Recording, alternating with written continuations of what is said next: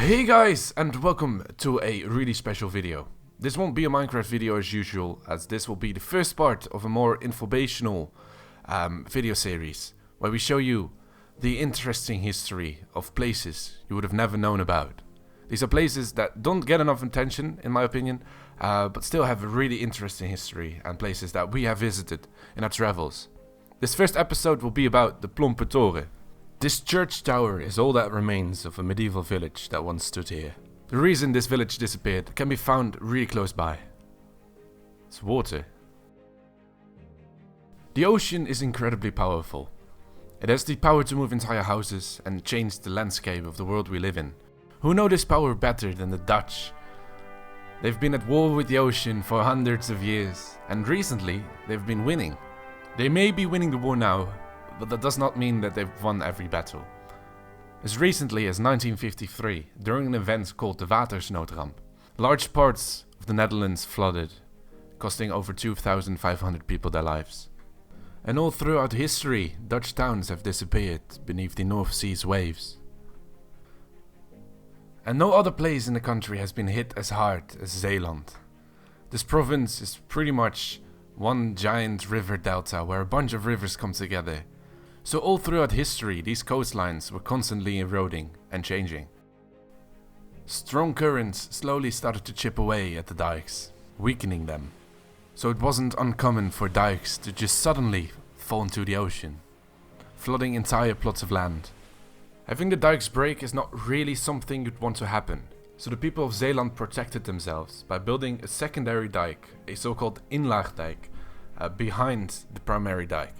So if the first dike broke, then the inlaagdijk or the secondary backup dike would take its job. That did mean that everything in between the dikes had to be given up to the ocean. The inlaagdijk would become the primary dike, and once this one started to weaken as well, then a new inlaagdijk would be constructed further inland. This meant that over time, the coastline started to shrink slowly. And that brings us to this town, called Koudekerke in Schouwen-Duiveland. This town was first mentioned on a map from 1540, and it used to be around 4 kilometers, or I have no idea how many feet from the coast. The inhabitants primarily earned their bread by farming, fishing and hunting.